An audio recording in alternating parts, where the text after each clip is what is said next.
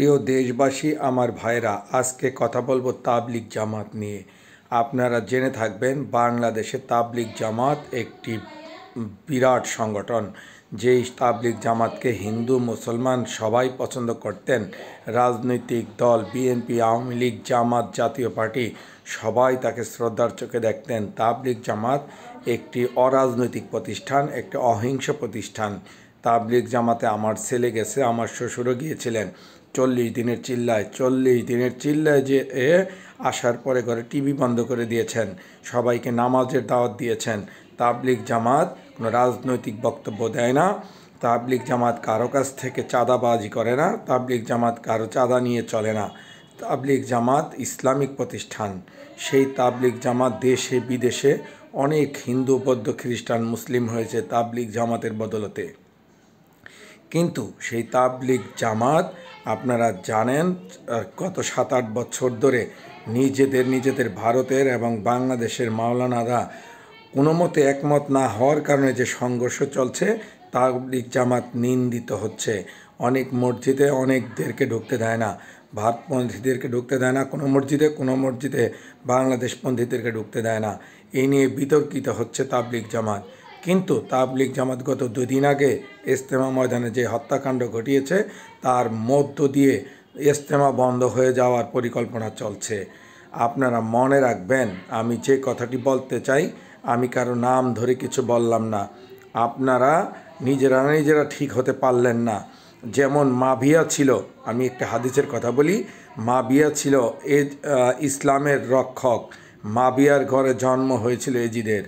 যে এজিদ কারো শাসন বারণ না শুনেই নবীর বংশ ধ্বংস করার পায়তারায় লিপ্ত হয়েছিল। আজকে আমি ভারতপন্থী এবং বাংলাদেশপন্থী দুজনকেই বলবো, আপনাদের গোঁড়ামির কারণে ইসলামিক মূল একটি ধারা বিতর্কিত হচ্ছে। যদি আপনারা গোঁড়ামি মিট করতে না পারেন, তাহলে এই তাবলিগ জামাত নিষিদ্ধ হয়ে যেতে পারে। বিশেষ করে ইজতেমা, এটা নিষিদ্ধ হওয়া কি আপনারা চান? সারা বিশ্বে নিন্দিত হচ্ছে তাবলিগ জামাতের এই সব কর্মকাণ্ড। আমি ভারতের মাওলানা সাদ সাহেব, তার যে কথা শুনেছি, আমি সঠিক নামটা জানি না, সাদ না জুবাইর সাহেব, যাই হোক, ভারতের মাওলানার যে প্রামাণ্যচিত্র একটু আগেও শুনলাম, সত্যি দুঃখজনক। ওনার বিতর্কিত বক্তব্যগুলো প্রত্যাহার করা আমি মনে করি না অনেক কিছু। উনি ক্যামেরা মোবাইল পকেটে রাখলে সে মুসলমান থাকবেন না, এসব ঠিক না।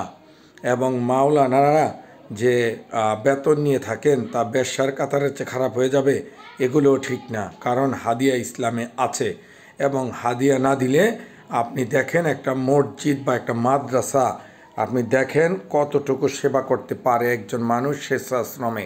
আগের সেই দিন নাই। এখন বহু মানুষ, বহুমত, বহুপথ। তাই তো একজন মানুষের জীবন জীবিকা নির্বাহ করার জন্যে অবশ্যই হাদিয়ার ব্যবস্থাটা খারাপ কিছু না, এটা আমরা সাধারণ জ্ঞানে মনে করে থাকি। তাই ওনার মতো একজন বড় মাওলানা তুচ্ছ একটা ঘটনাকে কেন্দ্র করে ইসলাম বিরোধী বক্তব্য দেওয়া ঠিক নয়। এবং যারা সমর্থন করেন তাদেরকেও বলছি, আপনারাও বিবেচনা করে দেখবেন এই বক্তব্য আদৌ ঠিক আছে কিনা। ধন্যবাদ সবাইকে। পারলে এই ব্যবস্থা ঠিক করে নেন, না হইলে এটা অনেক ঝুঁকির মুখে আছে।